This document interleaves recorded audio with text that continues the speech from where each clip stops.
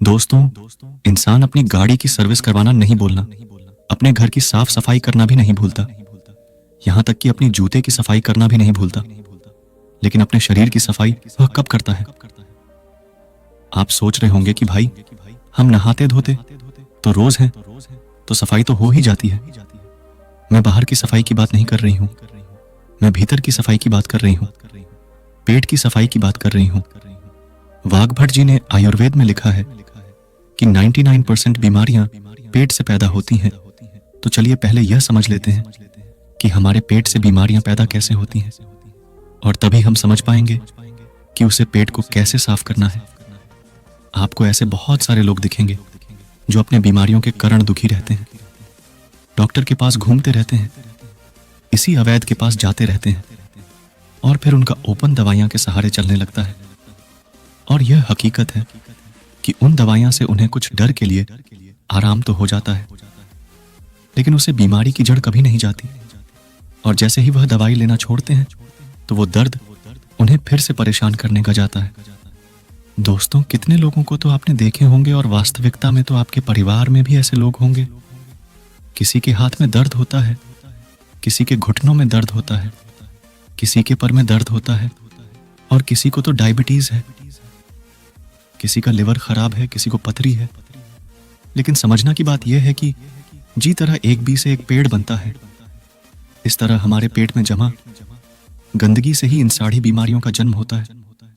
दोस्तों, ये तो हम सभी जानते हैं कि फलों और कच्ची सब्जियां को पचाने में तकरीबन 2 से 3 घंटे लगता है।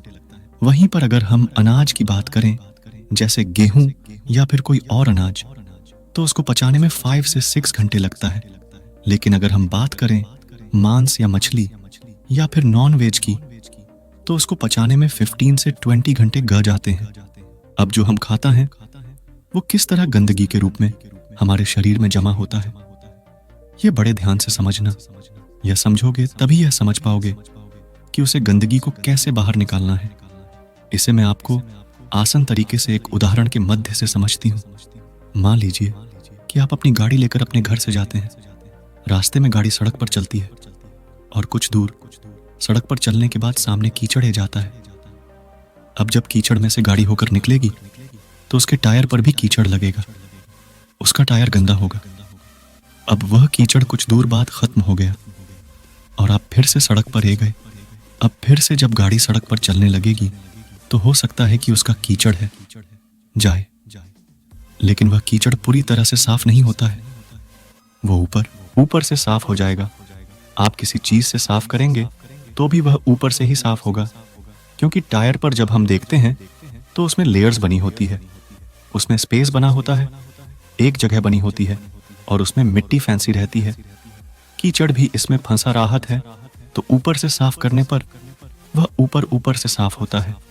उसे टायर को पूरी तरह से साफ करने के लिए आपको तेज प्रेशर से उसे पर पानी डालना होगा, तब वह बीच वाले स्पेस से वह मिट्टी बाहर निकाल कर आएगी।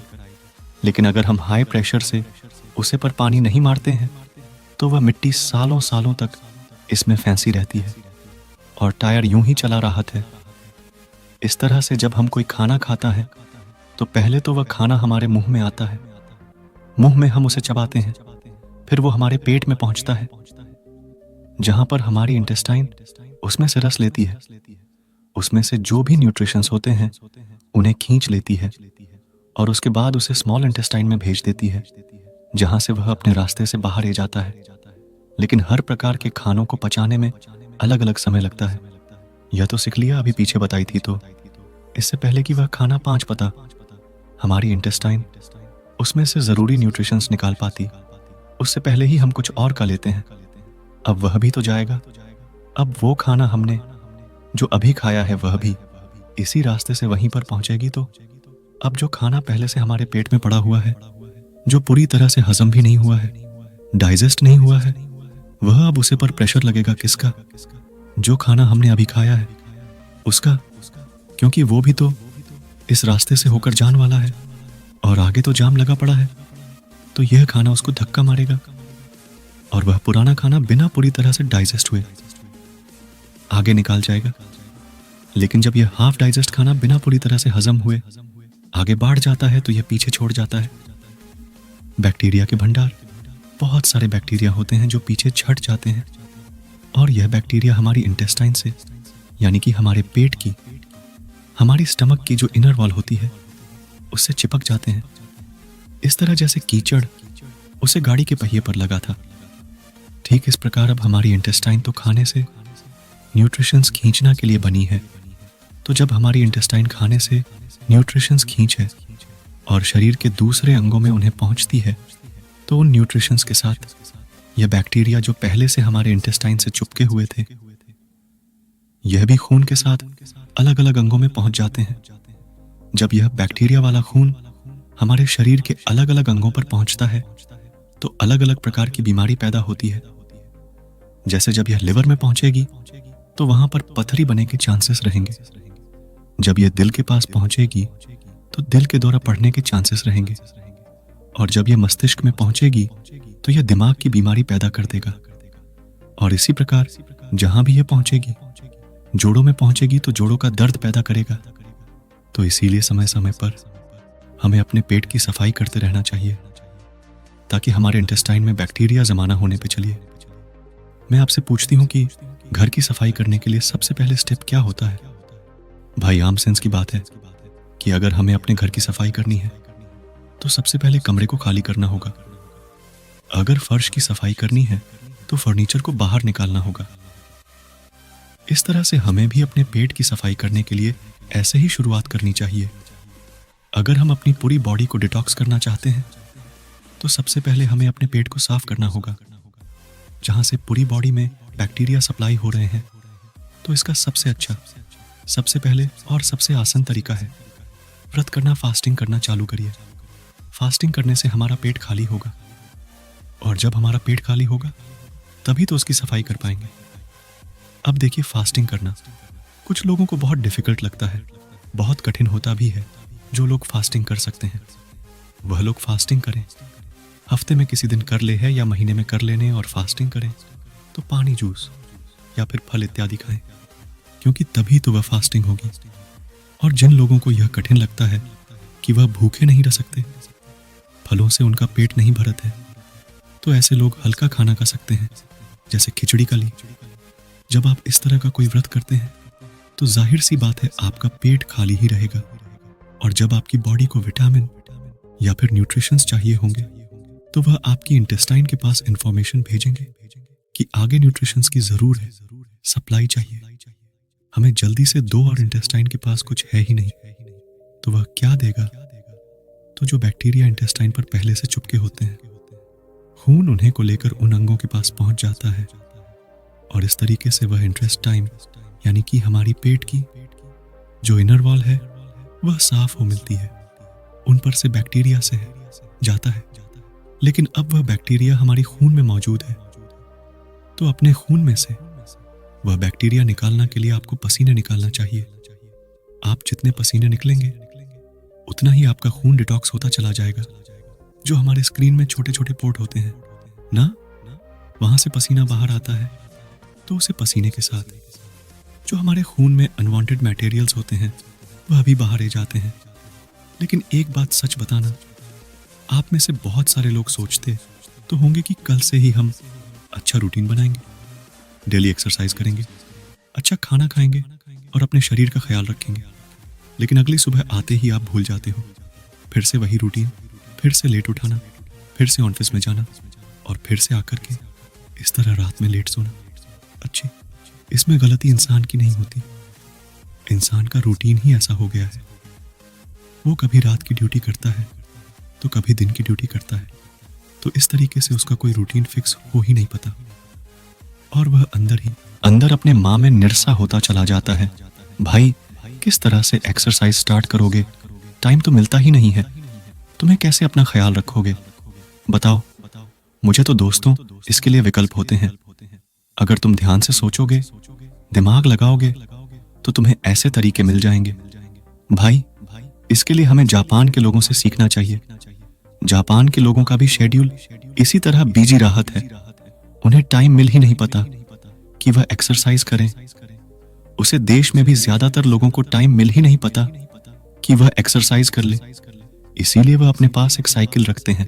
कहानी जाना हो, इधर उधर छोटी मोटी जगह पे ज्यादा दूर नहीं जाना हो, वहां पर वह अपनी साइकिल का इस्तेमाल करते हैं। और ना तो पब्लिक ट्रांसपोर्ट में या फिर खुद की कार से ट्रैवल करते हैं, ज्यादा दूर नहीं, लेकिन छोटी जगह पे कुछ दूर जाने के लिए वहां तो हम साइकिल का इस्तेमाल कर सकते हैं।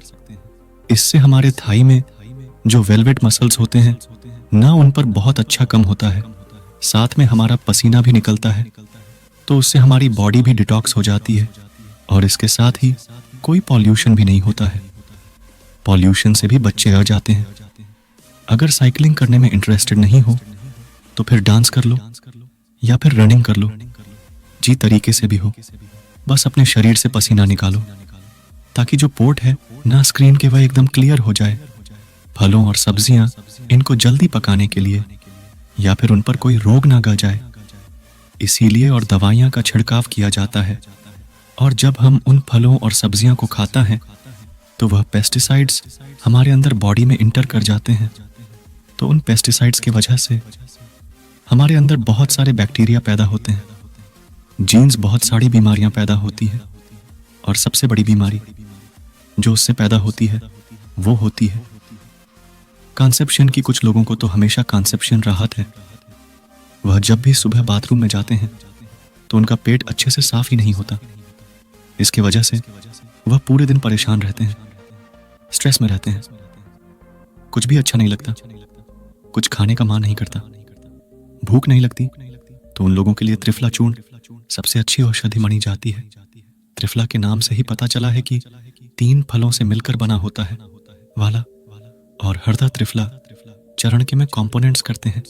वाला में विटामिन सी होता है, फाइबर होता है, और वहीं पर हरदा बहुत अच्छा एंटीबैक्टीरियल होता है।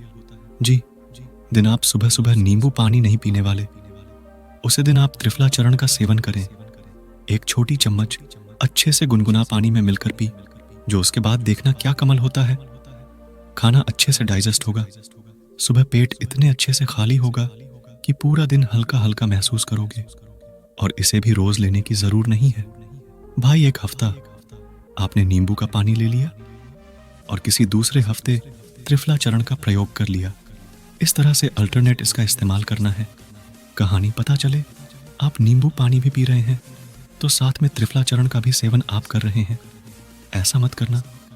अच्छा, एक राज की बात बताती हूँ। जो लोग अल्कोहल ज्यादा पीते हैं ना, उसकी वजह से उनकी बॉडी में एसिडिटी बढ़ जाती है। तो यह त्रिफला चरण है, यह उसे अल्कोहल के इफेक्ट को भी बहुत कम कर देता है। अगर आप पहले से कोई दवाई ले रहे हैं तो त्रिफला चरण को अवॉइड करना या फिर अपने डॉक्टर से कंसल्ट करके तभी लेना। दोस्तों, एक और बहुत अच्छा तरीका होता है बॉडी को डिटॉक्स करने का, वो है कि खाने से पहले फ्रूट्स या फिर सलाद का लो अच्छे से पेट भर के। उसे क्या होता है कि फलों और सब्जियां में फाइबर होते हैं, बहुत अच्छी मंत्र में।